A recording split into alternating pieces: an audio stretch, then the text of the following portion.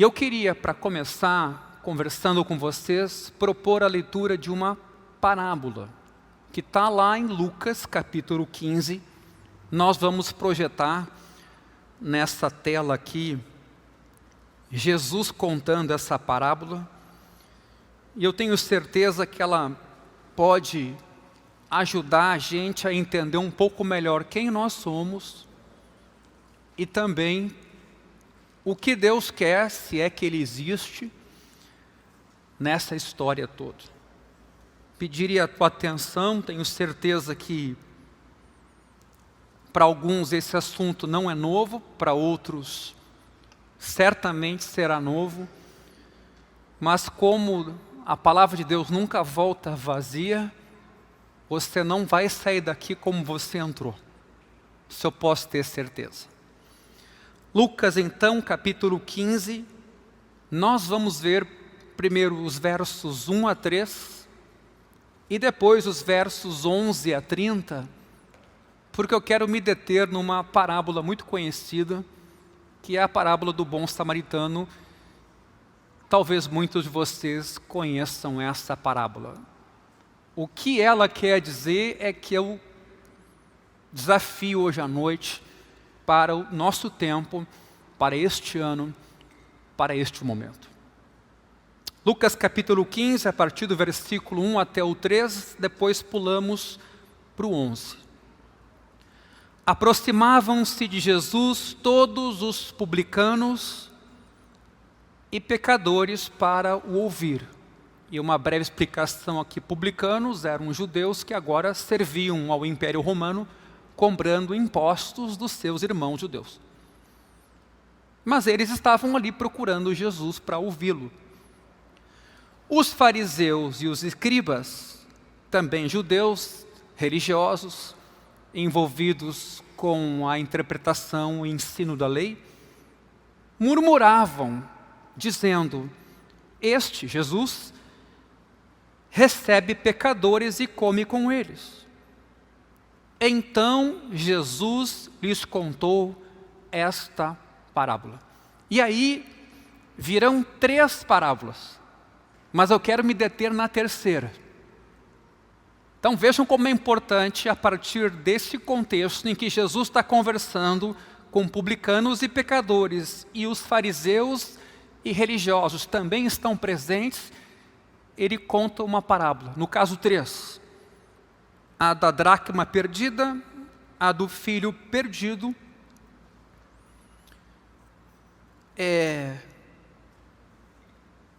e no caso a das ovelhas. Mas vejamos o versículo 11, então, a terceira parábola. Jesus continuou: certo homem tinha 2 filhos. O mais moço deles disse ao pai: pai, quero que o Senhor me dê a parte dos bens que me cabe. E o pai repartiu os bens entre eles. Passados não muitos dias, o filho mais moço, ajuntando tudo que era seu, partiu para uma terra distante. E lá desperdiçou todos os seus bens, vivendo de uma forma desenfreada.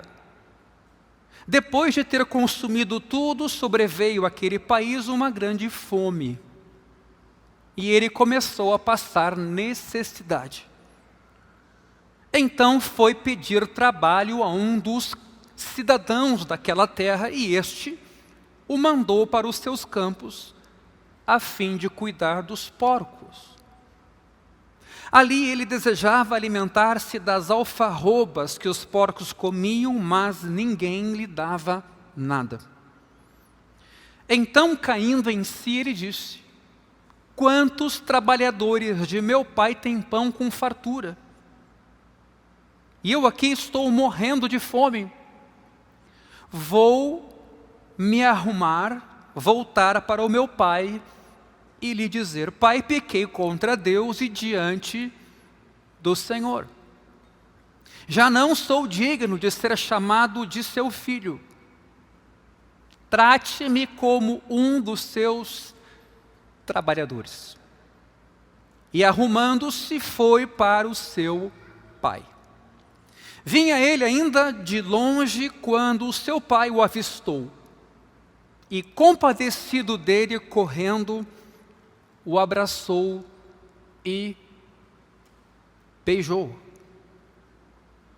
E o filho lhe disse: Pai, pequei contra Deus e diante do Senhor, já não sou digno de ser chamado de seu filho. O pai, porém, disse aos servos: Tragam depressa a melhor roupa e vistam nele, ponham um anel no dedo dele e sandálias nos pés. Tragam e matem o bezerro gordo. Vamos comer e festejar, porque este meu filho estava morto e reviveu. Estava perdido e foi achado. E começaram a festejar. Ora, o filho mais velho estava no campo. Quando voltava, ao aproximar-se da casa, ouviu a música e as danças. Chamou um dos empregados e perguntou o que era aquilo. E ele informou: seu irmão voltou e, por tê-lo recuperado com saúde, o seu pai mandou matar o bezerro gordo. O filho mais velho se indignou e não queria entrar. Saindo, porém, o pai procurava convencê-lo a entrar. Mas ele respondeu ao seu pai: Faz tantos anos que sirvo o Senhor e nunca transgredi um mandamento seu. Mas o Senhor nunca me deu um cabrito sequer para fazer uma festa com os meus amigos. Mas quando veio esse seu filho, que sumiu com os bens do Senhor, gastando tudo com prostitutas, o Senhor mandou matar o bezerro gordo para ele. Então o pai respondeu: Meu filho, você está sempre comigo. Tudo o que eu tenho é seu. Mas era preciso festejar e alegrar-se, porque este seu irmão estava morto e reviveu. Estava perdido e foi achado. A maior parte das interpretações que a gente conhece dessa parábola aqui se concentra na ida e no retorno do irmão mais jovem, o chamado filho pródigo. Aliás, alguns chamam essa parábola de parábola do filho pródigo. No entanto, essa abordagem ou essa interpretação não é a melhor maneira de entender essa história, porque essa história apresenta dois irmãos, e cada um, preste bem atenção, porque você vai se encontrar em algum desses irmãos. Cada um deles representa um jeito diferente de a gente se alienar de Deus, ou até um jeito de a gente tentar ser aceito por esse Deus. É muito importante olhar esse contexto histórico em que Jesus aqui nos conta essa parábola. Nos 2 primeiros versículos deste capítulo que a gente leu, Lucas vai falar da presença de 2 grupos distintos e que vão refletir 2 maneiras de fazer leitura de Deus. O primeiro grupo, versículo 1, os coletores de impostos e pecadores. Essas pessoas acabam sendo representadas pelo irmão mais novo. São pessoas que não obedeciam às leis morais da Torá, nem guardavam as regras da pureza cerimonial que os judeus religiosos praticavam. Essas pessoas viviam uma vida dissoluta, assim como o irmão mais novo, que gastou tudo com prostitutas. Essas pessoas também saíram do seu berço religioso, abandonaram a moral tradicional das suas famílias judaicas, a qual pertenciam, deixaram os seus bons costumes e a observância dos ritos. Preste bem atenção nisso. Mas há um segundo grupo aqui nesse contexto, no versículo 2, chamado de fariseus ou mestres da lei, aqui representados pelo irmão mais velho. Eles se apegavam, ao contrário, à moral tradicional aprendida desde a infância. Estudavam as Escrituras, obedeciam elas, eram adoradores fiéis e estavam sempre em oração, dizimando, participando dos cultos.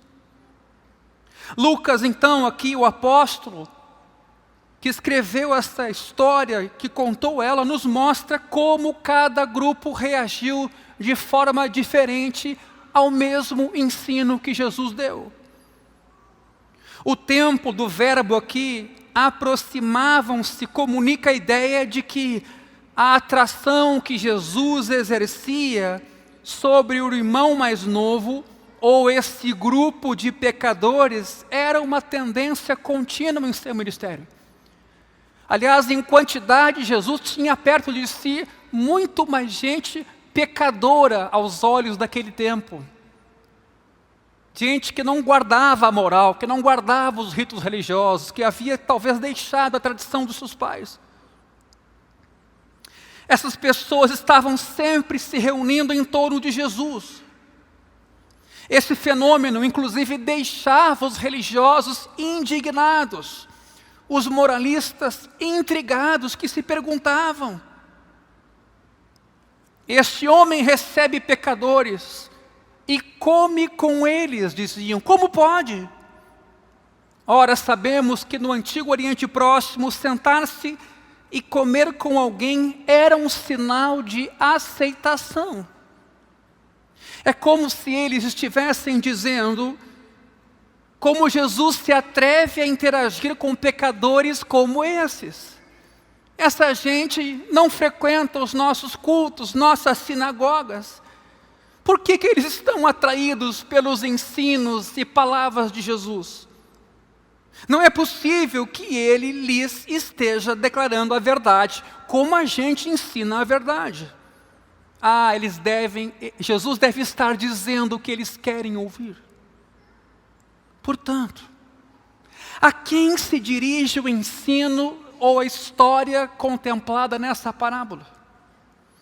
Especialmente a esse segundo grupo de religiosos ou moralistas, formado aqui, neste caso, por escribas e fariseus. Jesus começa a contar a história motivado pela postura deles. O texto diz, inclusive, que eles murmuravam. A parábola dos dois filhos, então, nos leva a olhar para a alma do irmão mais velho, no finalzinho dessa história. A gente tem que esperar até o final dela para Jesus contemplar esses religiosos.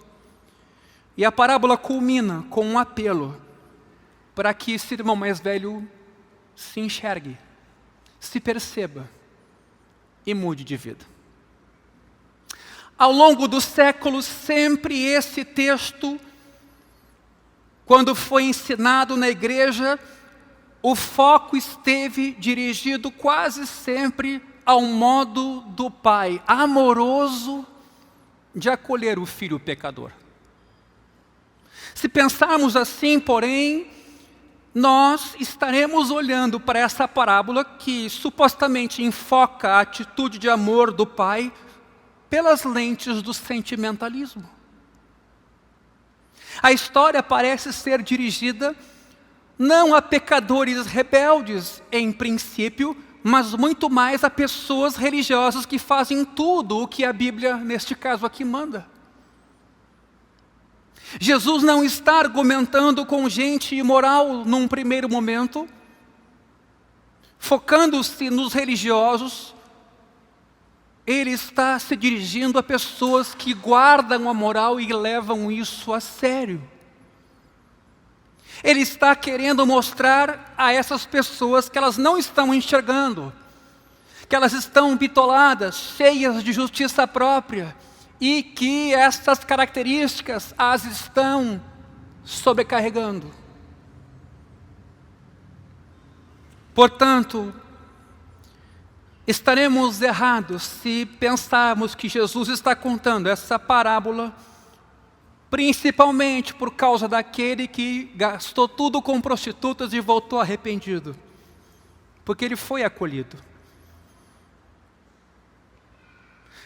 Provavelmente os primeiros ouvintes, inclusive, dessa parábola, não se desfizeram em lágrimas ao ouvir essa história, como a gente às vezes vê que isso pode acontecer. Mas eles foram impactados e se sentiram ofendidos e se encheram de fúria porque eles entenderam, os religiosos, que Jesus se dirigia a eles. O objetivo de Jesus aqui não parece ser o de dar paz ao coração num primeiro momento, mas enfrentar conceitos, ideias, valores, justiça própria. Com essa parábola, Jesus desafia o que praticamente todos nós, e você vai se dar conta disso logo a seguir, todos nós pensamos sobre Deus, salvação e sobre pecado. O que é pecado? A história revela o egoísmo destruidor, sim, do irmão mais novo, que pegou tudo o que lhe cabia antecipadamente e despendeu tudo. Mas Jesus está dizendo que ambos, religiosos e não religiosos, estão espiritualmente perdidos de maneiras diferentes, andando por caminhos na vida que levam a becos sem saída, e que os pensamentos da raça humana sobre como se relacionar com Deus estão errados. Queridos, nos dias atuais também convivemos com irmãos mais velhos e mais novos dentro de uma mesma sociedade. E pense aqui para fora de uma igreja. Às vezes até na mesma família. Geralmente o irmão mais velho na família é aquele que se preocupa em agradar o pai e a mãe. Geralmente. O filho responsável que vive segundo os padrões estabelecidos pelos pais.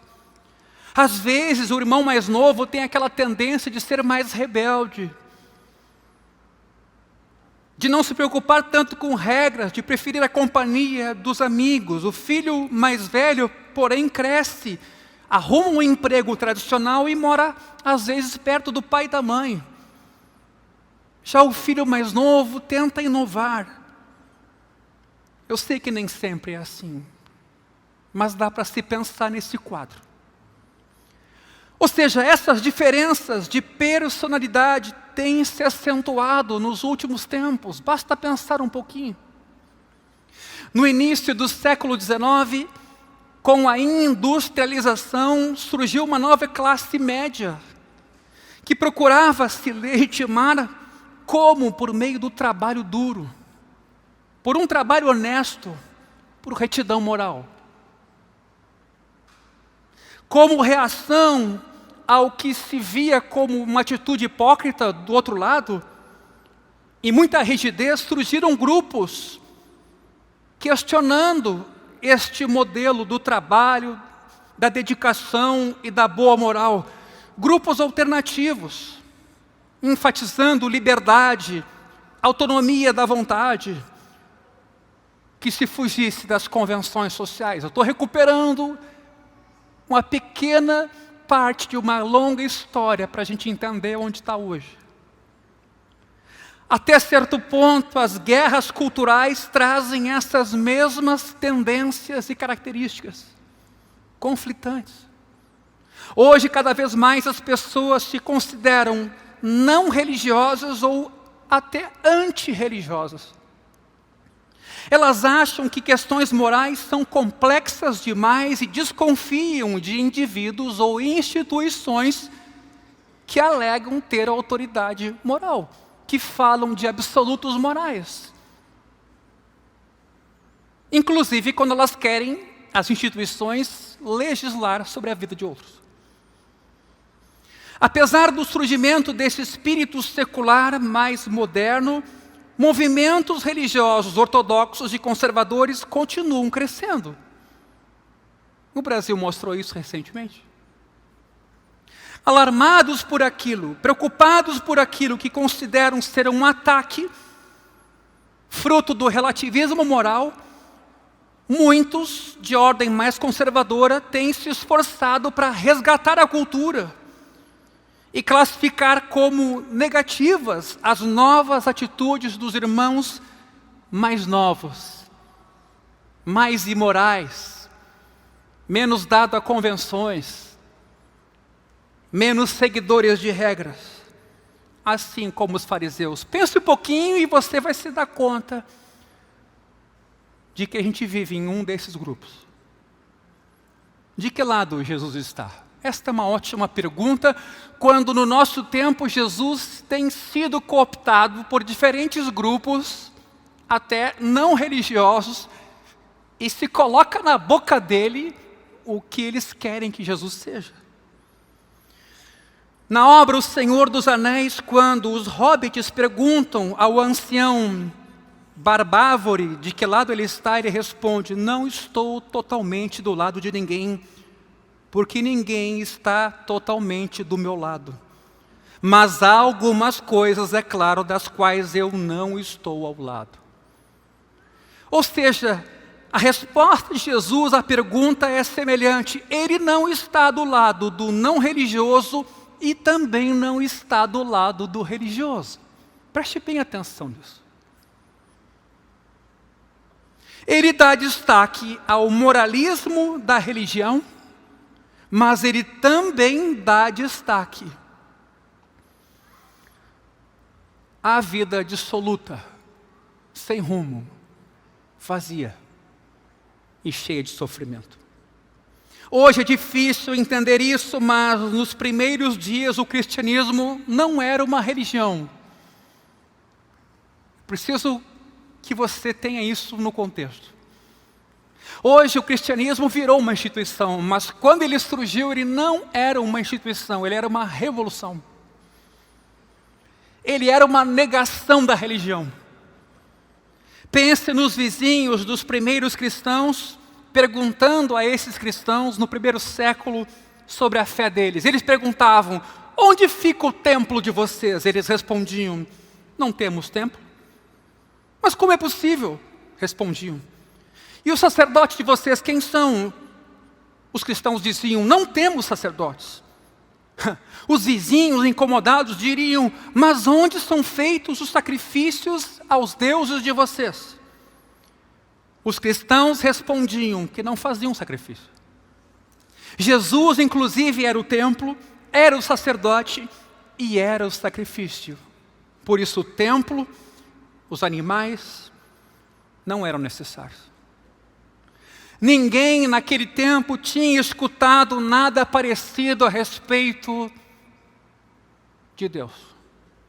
Por isso os romanos se referiam aos cristãos, inclusive, como ateus. Por quê? Porque o que eles diziam sobre a realidade espiritual era diferenciado, inovador, que não se classificava nos moldes de outras religiões. Apesar de estarmos no meio das guerras culturais da modernidade, não devemos perder de vista essa realidade, meus irmãos, meus amigos. Para a maioria das pessoas em nossa sociedade hoje, o cristianismo é sim religião e é moralidade. Preste bem atenção, porque isso mudou. Fora ele, a única alternativa é o secularismo pluralista, ou outra religião, é claro. O cristianismo, no início, não era assim. As coisas mudaram. A ideia central é que, de modo geral, as pessoas que podiam ser consideradas religiosas, praticantes, se escandalizavam com Jesus. Ao passo que as alienadas, as pecadoras, ficavam fascinadas por ele e o seguiam.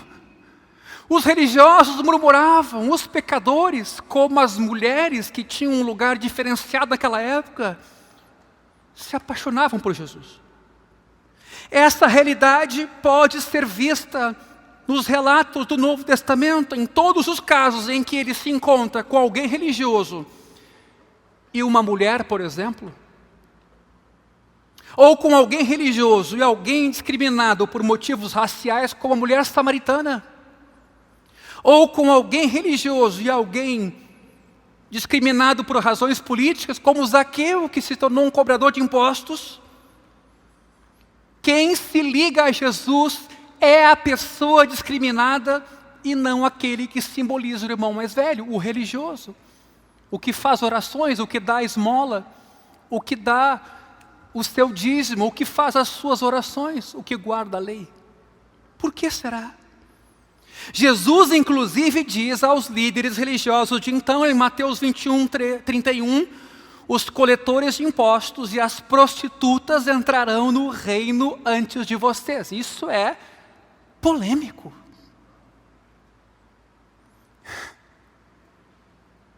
Os ensinamentos de Jesus atraíam os não religiosos. E escandalizavam os religiosos que criam na Bíblia, porque Jesus parecia contradizer a religião. Em nossos dias, porém, não é essa a reação despertada pela maioria das igrejas, e agora preste bem atenção, você que é cristão. As classes de pessoas discriminadas que Jesus atraía não são as mesmas atraídas pelas igrejas hoje. Por quê? Por mais inovadora que a igreja seja. Temos a tendência de atrair pessoas conservadoras, ortodoxas e moralistas, que dizem, minha vida já está aparentemente boa, então eu me sinto digno de ir àquela igreja, de participar desse grupo, porque eu não sou tão ruim assim. E alguns chegam a dizer, inclusive, que só virão a uma igreja ou se reunirão com crentes depois que arrumarem a sua vida. Os licenciosos, libertinos, dilacerados, marginalizados hoje em nosso tempo, evitam a igreja. Isso é muito diferente daquele tempo. O Timothy Keller oferece uma explicação para isso.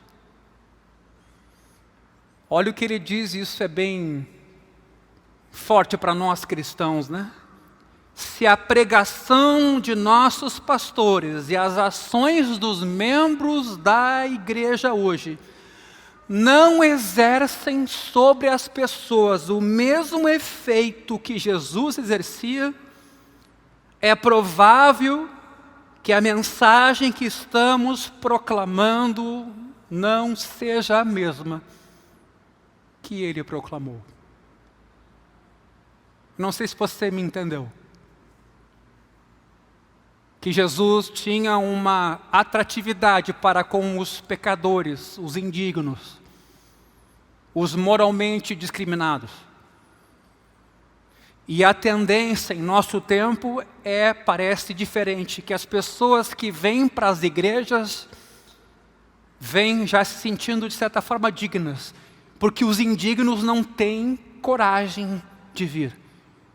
E o que Keller então está dizendo é que pregação é essa que estamos fazendo, que os indignos não se sentem acolhidos. Se as nossas igrejas não atraem irmãos mais novos, elas provavelmente estão cheias de irmãos mais velhos. Você está me entendendo? Se as nossas igrejas não atraem irmãos mais novos, provavelmente estão elas cheias de irmãos mais velhos, bem mais do que a gente gostaria de reconhecer.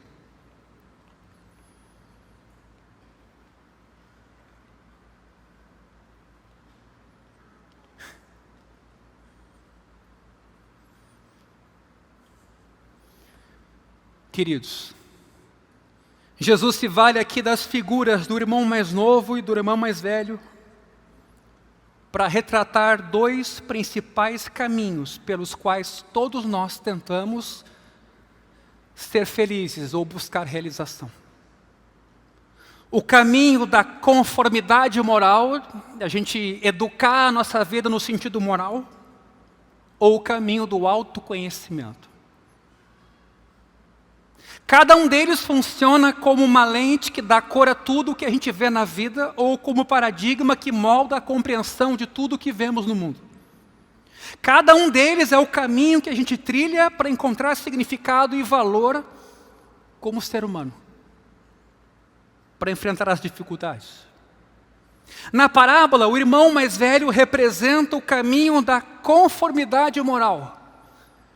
Os fariseus dos dias de Jesus acreditavam que, embora fossem o povo escolhido, só poderiam permanecer debaixo da bênção de Deus e receber a salvação se fossem rigorosos em obedecer à Bíblia, ou à Torá.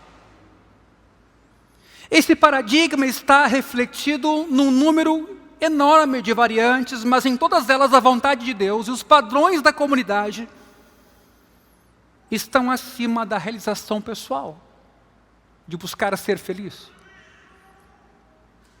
É somente pela retidão moral, segundo esse grupo, que podemos encontrar felicidade e justiça neste mundo. Quantas vezes o cristianismo é exatamente isso? Filosofias propõem também esse caminho. É claro que haverá vezes em que poderemos cair, mas nessas horas seremos julgados segundo o grau do nosso arrependimento.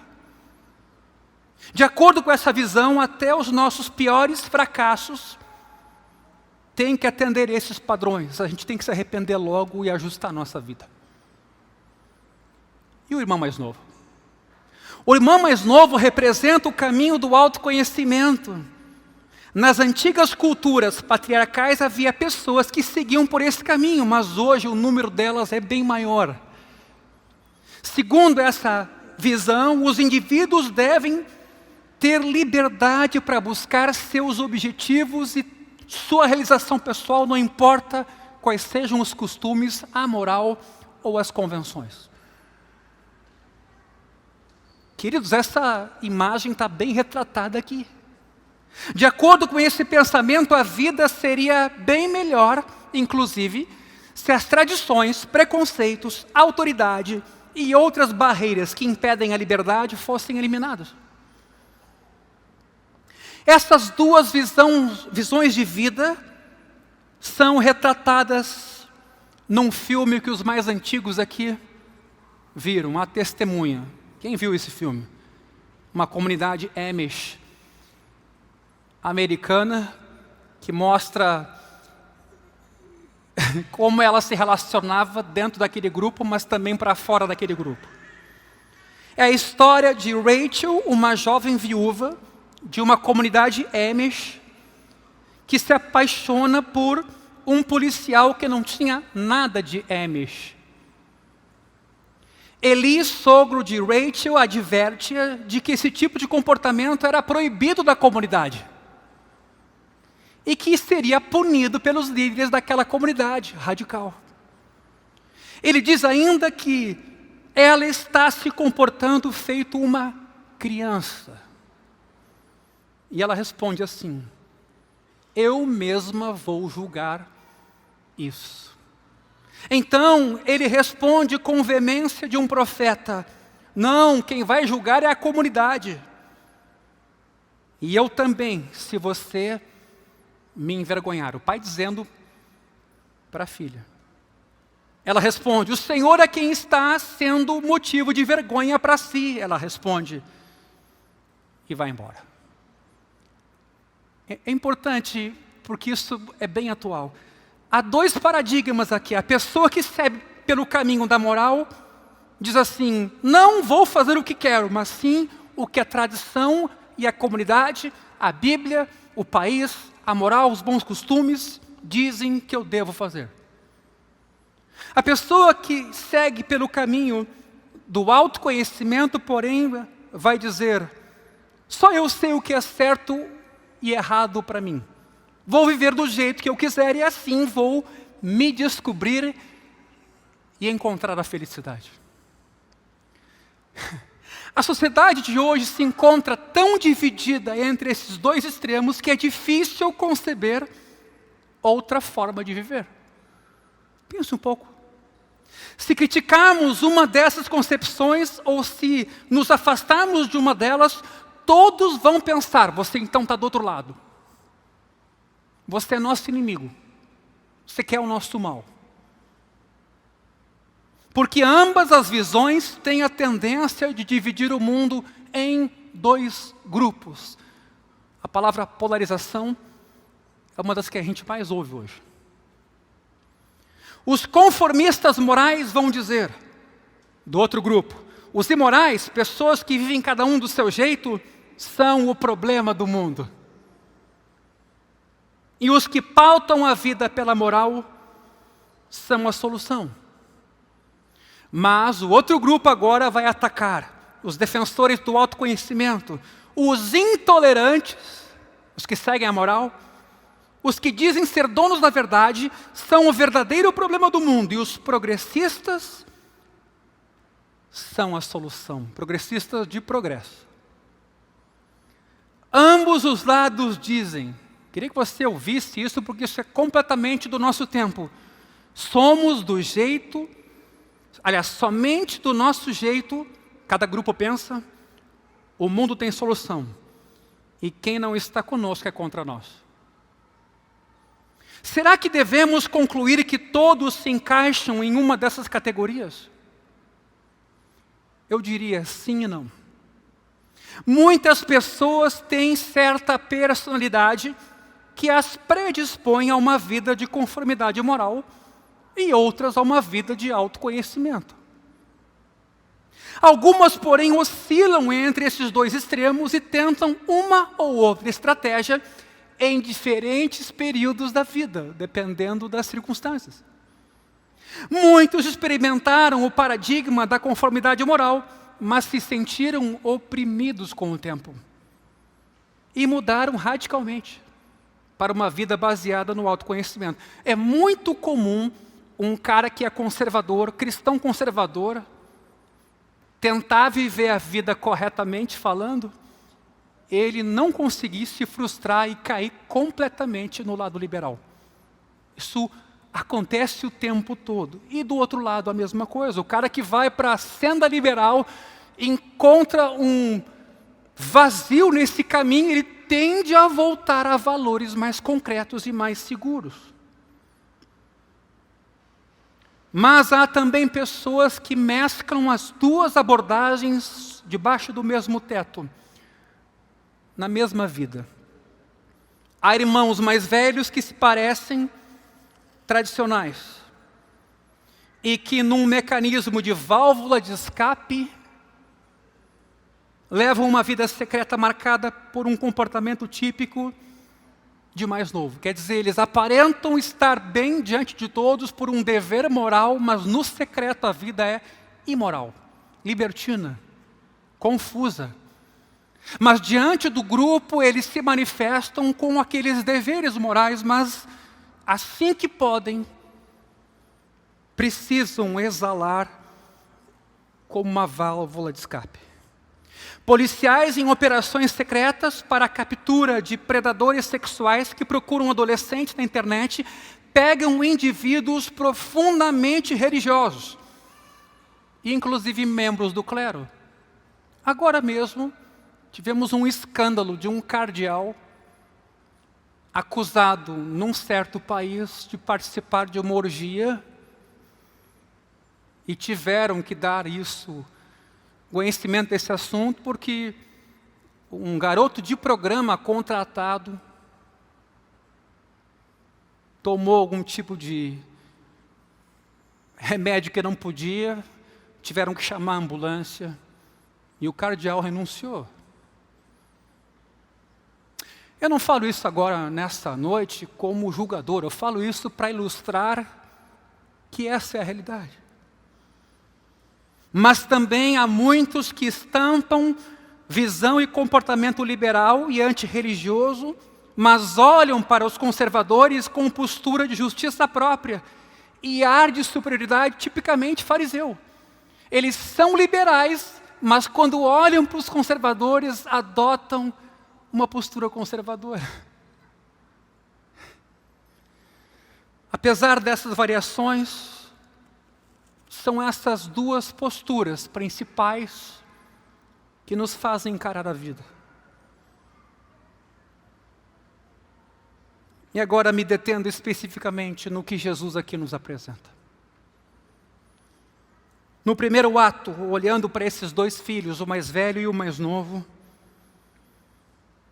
a pessoa do mais novo é apresentada por Jesus, e Jesus pinta um retrato do pecado que qualquer um pode reconhecer. Ninguém tem dúvida de que esse mais novo aprontou. O texto não esconde isso. Aquele jovem é motivo de humilhação para a família e leva uma vida dissoluta e voltada a prazeres pessoais. Ele está fora de si, alienado do Pai. Personagem aqui que na história representa Deus. Qualquer pessoa que vive daquele jeito é rejeitada por Deus, conforme quem ouve a parábola entende. Mas no segundo ato, o holofote se volta para o irmão mais velho, que presta obediência detalhada ao pai e, portanto, aos mandamentos de Deus, porque aquele pai ali é uma figura de Deus. Ele exerce controle sobre si, se revela disciplinado. Então vemos dois filhos, um que é mau, segundo padrões tradicionais, e o outro que é bom. Mas o texto diz que ambos estão alienados do pai. O pai é obrigado a sair e convidá-lo, no caso dos dois, inclusive, a participar de uma celebração de amor. O primeiro filho não consegue entender como é que o pai vem correndo na sua direção, tendo feito o que ele fez. O pai diz que ele não precisa ser um empregado, que ele vai ser bem recebido. E o mais velho também está fora da festa, e o pai tem que sair da festa para convidar o mais velho para entrar, porque também o mais velho não está participando. Preste bem atenção, os dois estão alienados.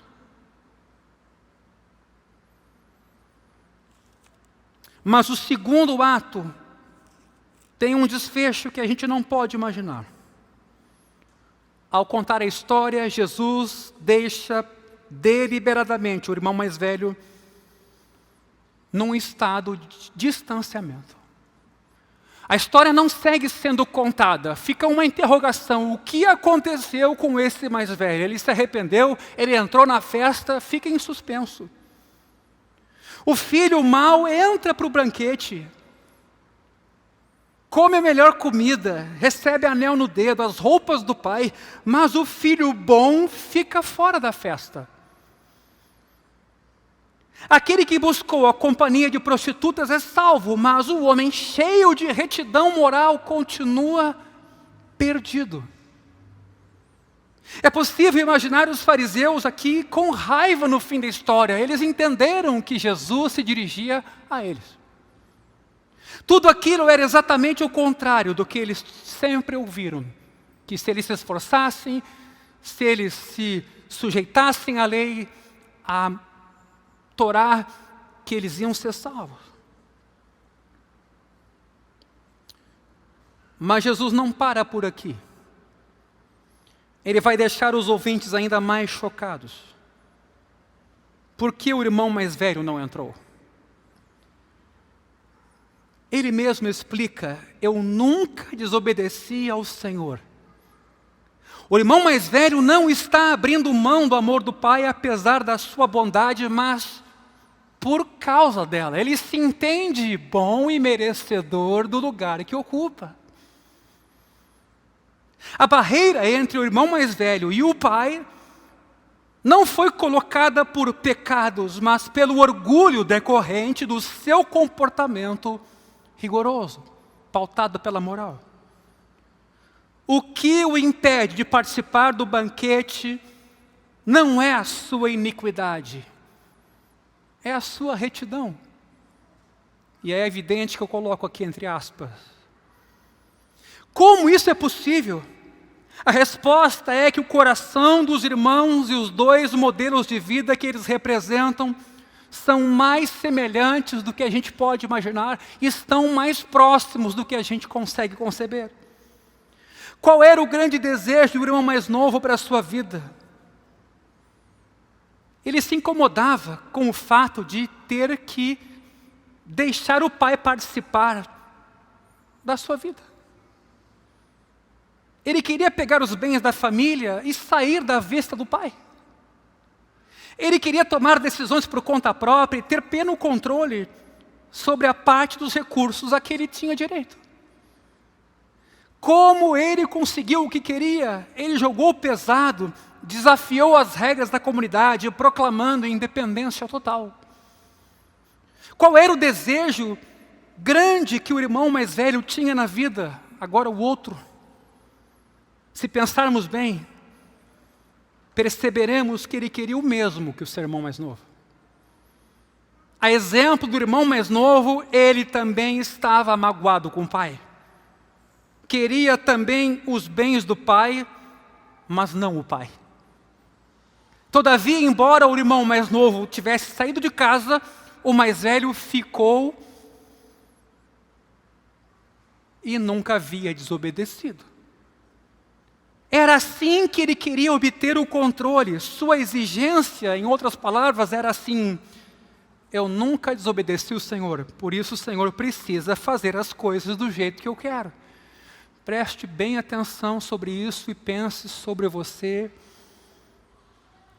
e a sua realidade. Quando a gente, por exemplo, barganha com Deus. Os dois irmãos tinham corações iguais, não nos enganemos. Os dois filhos eram hostis à autoridade do pai e procuravam apenas formas diferentes de evitá-la. Ambos queriam ter condições de dizer ao pai o que ele deveria fazer. Os dois se rebelaram. Mas um decidiu se rebelar sendo muito mau.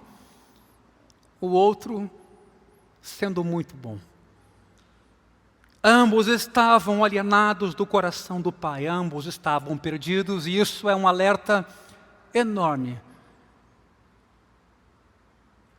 para nós abrigados na religião. Você percebe o que Jesus aqui está ensinando? Nenhum dos filhos amava o pai por aquilo que o pai era. Os dois estavam usando o pai para alcançar objetivos egoístas em vez de amá-lo, desfrutar da sua companhia e servi-lo sem outros interesses. Significa que podemos nos rebelar contra Deus e dele nos alienar, transgredindo suas leis ou cumprindo elas com todo o rigor e zelo. Você lembra lá de Romanos capítulo 10? Quando Paulo fala sobre os judeus, ele diz: vocês têm zelo, mas sem entendimento. A mensagem de Jesus, meus amigos, nos deixa atônitos. Uma obediência meticulosa à lei de Deus pode ser uma estratégia de rebelião contra Ele. Por meio dessa parábola, caminhando para o fim, Jesus apresenta um conceito de pecado bem mais profundo do que estamos acostumados a ver. Algo que nenhum de nós talvez fosse imaginar. Quase todo mundo pensa em pecado como a não observância de normas de conduta estipulada, como Deus estipula. Mas, embora não seja menos do que isso, a definição de pecado de Jesus vai bem além disso. Podemos nos esquivar de Jesus como Salvador, cumprindo todas as leis morais. Para que igreja? Se fizermos assim, vamos pensar, teremos direitos. Afinal, não somos tão ruins como os demais. Deus então passa a ter conosco uma dívida, que inclusive é uma dívida de responder nossas orações, de nos dar uma vida tranquila e até o ingresso no céu quando a gente morrer, porque afinal a gente trabalhou para isso. Não precisamos de um Salvador que nos perdoe por meio da graça de Deus, porque nós somos os nossos próprios salvadores. Nosso zelo, nossa dedicação, nosso empenho. Queridos, é exatamente essa postura do irmão mais velho e um alerta para todos nós nesse espaço, sem exceção. Por que ele está com tanta raiva do pai? Por que esse irmão mais velho não consegue entrar na festa? Ele se sente no direito de dizer ao pai como fazer uso das roupas, dos anéis e dos animais da família. Como é que o pai decidiu sozinho dar isso ao mais novo que desperdiçou tudo com prostitutas?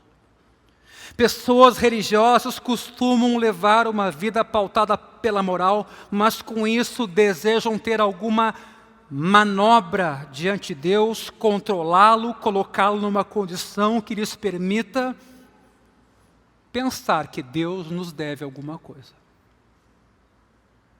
Portanto, apesar de toda a espiritualidade, rigor ético, essas pessoas, nós,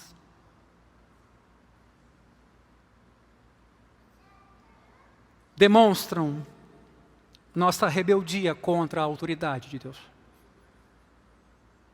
Se a exemplo do irmão mais velho, você pensa que Deus precisa abençoá-lo e ajudá-lo, porque afinal de contas você se esforçou para obedecê-lo e para ser uma pessoa do bem, então Jesus até pode ser o teu ajudador, pode até ser um exemplo, pode até ser uma inspiração, mas ele pode não ser seu Salvador. Você está servindo na condição de seu próprio Salvador. No âmago dos padrões de comportamento distintos aqui desses irmãos, está uma mesma motivação e objetivo. Ambos estão usando o Pai de formas diferentes para conseguir o que eles querem. Para eles, felicidade e realização se encontram, na verdade, na riqueza e não no Pai. É assim que nós somos. O irmão mais velho, no fim da história, tem uma grande oportunidade de alegrar o pai, de entrar no banquete, de desfrutar a salvação do filho mais moço. Mas a sua recusa com hostilidade revela que ele nunca pensou na felicidade do pai. Quando o pai reintegra o filho mais novo à família, que estava morto, o texto diz isso, estava morto e reviveu, diminuindo então com essa atitude da herança, a herança do filho mais velho, o coração desse filho mais velho se revela. Ele faz tudo o que está a seu alcance para magoar o pai e oferecer resistência. Se você, à semelhança do irmão mais velho, tenta controlar Deus por meio da sua obediência, então a sua vida pautada pela moral pode ser um meio de usar Deus para levá-lo a lhe dar aquilo que você realmente quer na vida. Um exemplo clássico dessa postura, e eu vou me remeter também aqui de novo a uma obra antiga, é a proposta que o jovem Salieri faz a Deus na peça Amadeus. Esse jovem faz uma oração, um pedido. Preste bem atenção. Ele diz: eu oferecia a mais orgulhosa oração que um jovem poderia conceber. Aspas. Senhor, faz de mim um grande compositor. Permita-me celebrar a tua glória por meio da música e que eu seja celebrado. Amado Deus, torna-me famoso em todo o mundo, torna-me imortal. Depois da minha morte, que as pessoas sempre profiram para sempre o meu nome, pelo que eu escrevi. Em troca, olha bem, eu te darei a minha castidade, a minha inteligência, a minha humildade e todas as horas da minha vida, e ajudarei os meus semelhantes o máximo que puder.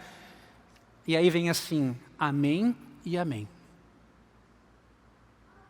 Esse jovem, então, começa a viver segundo o voto que ele faz com Deus. Ele não se envolve com mulheres, ele se ocupa diligentemente com a música, ensina muitos músicos sem cobrar nada e não se cansa de ajudar os pobres. Sua carreira prospera e ele pensa que Deus está cumprindo a parte de Deus no acordo.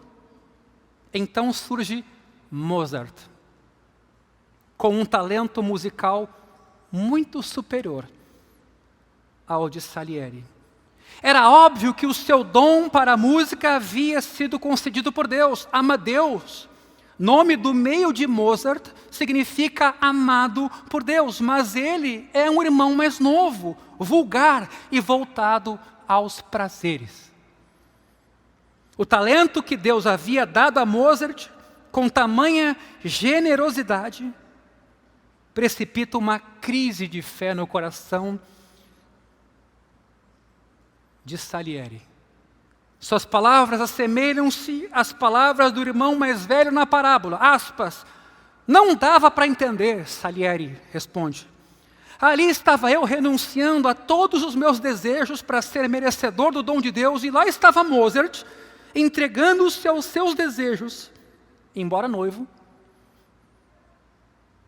sem receber nenhuma condenação.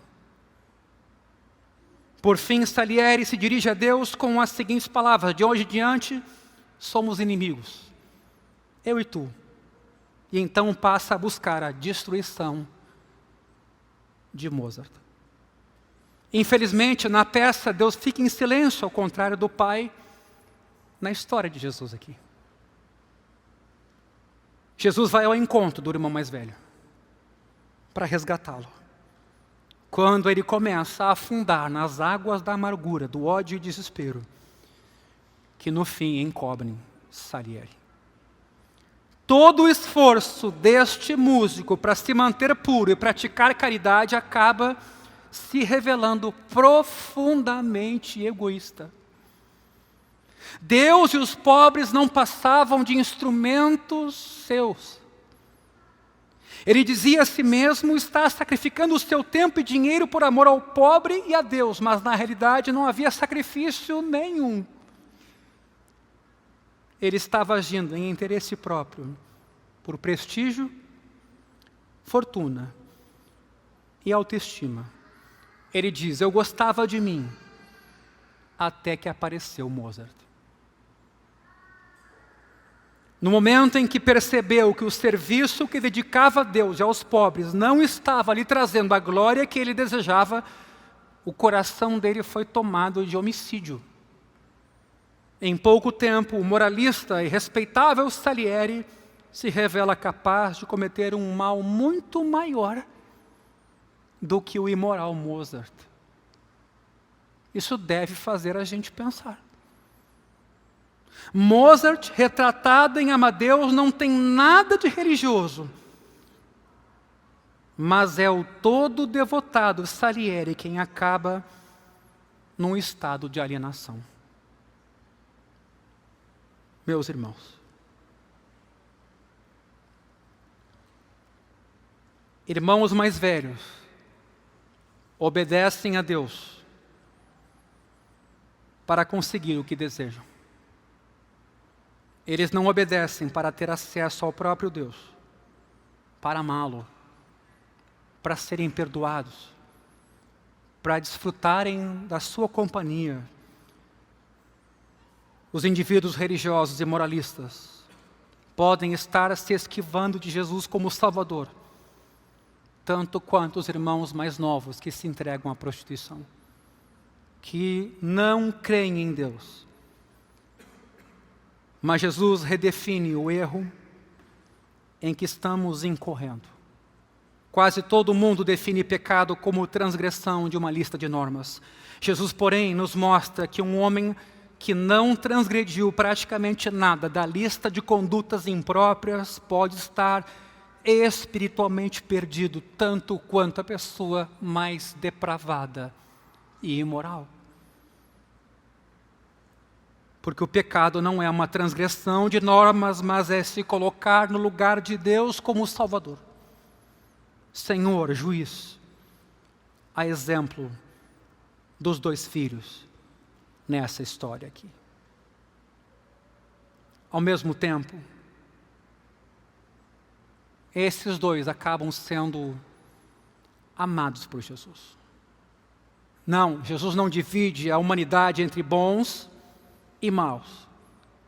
Ele mostra que todos se empenham em seus próprios esquemas de salvação pessoal. Apenas escolhem caminhos diferentes. No entanto, o Pai se preocupa conosco e nos convida a desfrutar de um amor verdadeiro e não por interesse e não por barganha.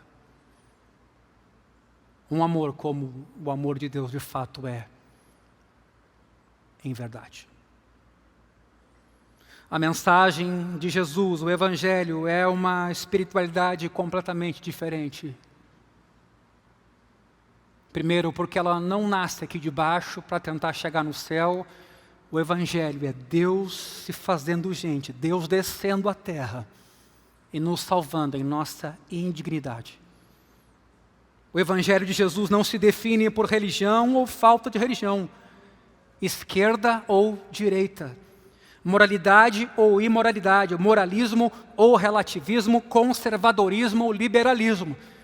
Ele também não é um meio termo entre dois extremos, é completamente outra coisa, é a boa nova de Deus, nos salvando de nossos pecados e nos levando a desfrutar do puro e verdadeiro amor do Pai. Todos estão errados, todos pecaram. Todos são amados ao mesmo tempo e chamados para reconhecer essa realidade. Por isso, o caminho do cristão é a humildade. Jesus diz: os que se humilham estão certos, os orgulhosos estão errados. Eu não vim chamar os justos, aqueles que se veem aos seus próprios olhos como tais. Eu vim chamar pecadores. As pessoas que têm consciência de que não são boas e de que não têm a mente aberta, acabam se aproximando de Deus porque necessitam. Percebem a sua carência e necessidade. Pois o pré-requisito para receber a graça de Deus é saber que você precisa dela. Os indivíduos que dizem, de um outro lado, está tudo bem, obrigado, afastam-se de Deus. Por isso, em Salmo 138, versículo 6, está escrito: o Senhor cuida do humilde, mas se mantém longe do orgulhoso. Finalizo dizendo que em certa ocasião perguntaram para Chesterton, um pensador católico muito conhecido, o que há de errado com o mundo? O que há de errado com o mundo? Sabe qual foi a resposta dele? Caros senhores, sou eu. Atenciosamente, Chesterton. Essa é a postura de alguém que entendeu a mensagem do Evangelho. Os dois filhos estão errados, os dois filhos são amados ao mesmo tempo. Mas a história não termina igual para os dois. Porque Jesus faz a narrativa de tal modo que um deles é salvo e o outro não. É possível que ele esteja querendo dizer que ambos os projetos estão igualmente errados, mas um é mais perigoso do que o outro, porque um supõe ser mais religioso. O afastamento do filho mais novo é óbvio. Até porque ele vai embora literalmente, fisicamente. Ele perde os bens. Ele se envolve com prostitutas, ele quer comer com os porcos. Porque ninguém lhe dava nada. Ele cai em si, por causa disso. E ele volta. Por isso o perigo da alienação. Quando a gente se olha no espelho e se acha bom, justo, ou não tão ruim como os demais. Isso acaba atrasando a consciência de que também somos pecadores. E de que o caminho para Deus é o mesmo para todos, porque todos pecaram. O caminho para Deus é o próprio Jesus, que vem à nossa condição e faz o que você não pode fazer, o que eu não posso fazer, o que dinheiro pode fazer. Ele morre na cruz em nosso lugar, para pagar por nossos pecados. O filho mais velho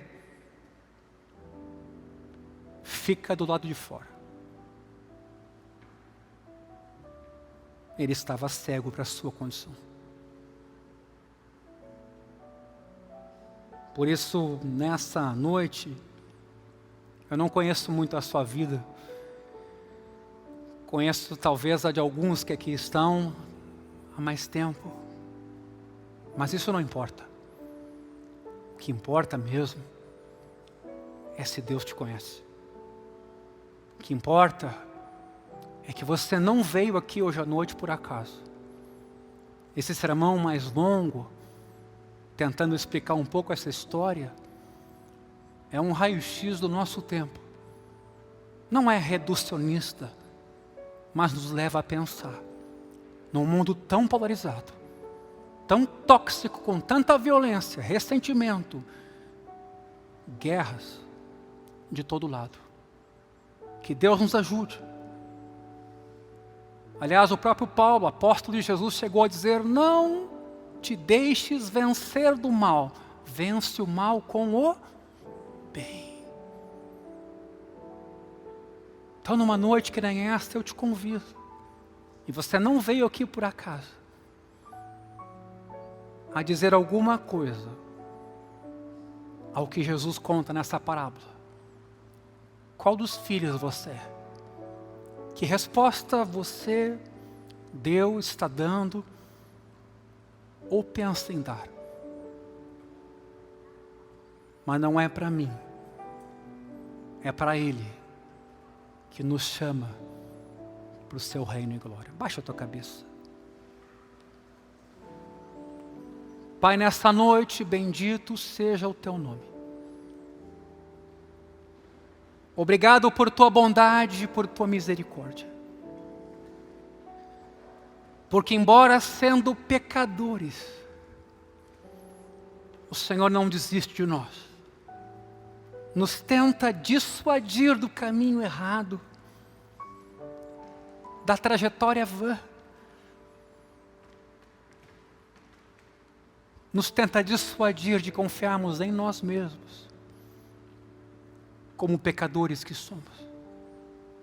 Por isso, hoje à noite, aqui nesse lugar, eu peço, Espírito Santo de Deus, toca cada coração. Desde o grupo dos mais jovens, nessa história, ao grupo dos mais velhos. Porque Tu conheces o profundo do nosso coração. De Ti nós não podemos nos esconder. E nós precisamos do Senhor como nosso Salvador.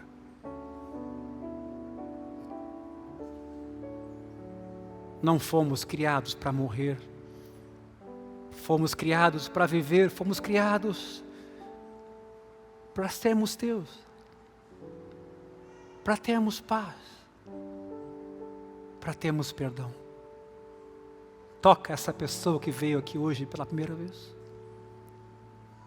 sendo jovem ou mais velho. Que Teu Espírito de amor e misericórdia abrace os corações que aqui estão, para desfazer todo o jugo, toda a cadeia, toda a prisão emocional, toda a angústia, depressão, medo, ira, que conduzem nossa vida. Faz-nos livres, Jesus, pelo poder que há no nome de Jesus.